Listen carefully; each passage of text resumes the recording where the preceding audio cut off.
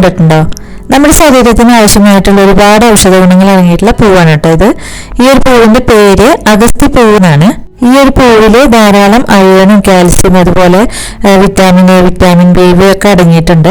പിന്നെ നമ്മുടെ ശരീരത്തിൽ ഉണ്ടാകുന്ന ഒരുപാട് അസുഖങ്ങളെ നിയന്ത്രിക്കാൻ കഴിവുള്ള പൂവാണിത്. അതായത് വായ്പുണ്ണ്, ഉദര സംബന്ധമായിട്ടുള്ള അസുഖങ്ങൾ, കണ്ണിന് എന്തെങ്കിലും അസുഖങ്ങളുണ്ടെങ്കിൽ, വയറിന് എന്തെങ്കിലും അസുഖം ഉണ്ടെങ്കിൽ, പിന്നെ പല്ലിനും എല്ലിനും ഒക്കെ ഒരുപാട് ബലം തരാനും ഒക്കെ കഴിവുള്ള ഒരു പൂവാണ്. അരിവാള പോലെയാണ് ഈ ഒരു പൂവ് കാണപ്പെടുന്നത്. വെള്ള കളറിലും പിങ്ക് കളറിലൊക്കെ ഈ ഒരു പൂവ് കാണാം. ഈ ഒരു പൂവ് മാത്രമല്ല, ഇതിന്റെ ഇലയും നമുക്ക് തോരനോ മെഴുക്ക് വരട്ടൊക്കെ ഉണ്ടാക്കിയിട്ട് കഴിക്കാം. അപ്പം ഇതെങ്ങനെ ഉപയോഗിക്കാമെന്ന് നോക്കാം. അപ്പൊ ഈ പൂവിന്റെ ഇലകൾ ഇതുപോലെ വേർതിരിച്ചെടുക്കുക. എന്നിട്ട് ഇതിന്റെ ഉള്ളിൽ വരുന്ന ഈ തണ്ടിന്റെ ഭാഗം മുഴുവനായിട്ടും ഒഴിവാക്കുക.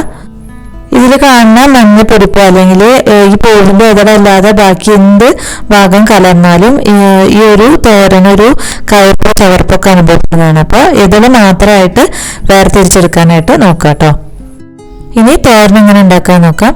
അപ്പോൾ നമ്മൾ സാധാരണ ഒക്കെ തോരൻ ഉണ്ടാക്കുന്ന പോലെ തന്നെ ആദ്യം ഓയിൽ ഒഴിച്ചു കൊടുക്കാം. എന്നിട്ട് കടുകും മുളകും കറിവേപ്പിലൊക്കെ ഇട്ട് കൊടുക്കാം. ഇനി ചെറിയുള്ളി ഇട്ട് കൊടുത്തിട്ടുണ്ട്. അപ്പോൾ സവാളയ്ക്ക് പകരം ചെറിയുള്ളിയാണ് ഇട്ട് കൊടുക്കുക. ചെറിയുള്ളി നന്നായിട്ട് വഴറ്റിയതിന് ശേഷം അരിഞ്ഞെടുത്തിട്ടുള്ള അകത്തി പൂവ് ഇതിലേക്ക് ഇട്ട് കൊടുത്തിട്ടുണ്ട്. എന്നിട്ട് അതിലേക്ക് മുളക് പൊടി, മഞ്ഞൾപ്പൊടി, ഉപ്പും ചേർത്തിട്ട് നന്നായിട്ടൊന്ന് മിക്സ് ചെയ്തെടുക്കുക. അപ്പോൾ ഈ മുളക് പൊടിക്ക് പകരം പച്ചമുളക് കീറിയിട്ടാലും മതി കേട്ടോ. പിന്നെ ഒരുപാട് നേരം ഇരുന്ന് കുക്ക് ചെയ്യേണ്ട ആവശ്യമില്ല. പൂവായതുകൊണ്ട് തന്നെ പെട്ടെന്ന് വാടി കിട്ടുന്നതാണ്. ഇനി സാധാരണയായിട്ട് നമ്മൾ തോരനിലേക്ക് നാളികേരം ചേർക്കണ പോലെ വേണമെന്നുണ്ടെങ്കിൽ ടേസ്റ്റിന് മാത്രമായിട്ട് ഒരല്പം ചേർക്കാം. എന്നിട്ട് നന്നായിട്ടൊന്ന് മിക്സ് ചെയ്യാം. അങ്ങനെ തോരൻ റെഡി ആയിട്ടുണ്ട്. അപ്പോൾ ഭക്ഷണത്തോടൊപ്പം ഈ ഒരു തോരൻ കൂടി ഉൾപ്പെടുത്താനായിട്ട് നോക്കുക. നമുക്കിനി മറ്റൊരു വീഡിയോയിൽ കാണാം. ബൈ.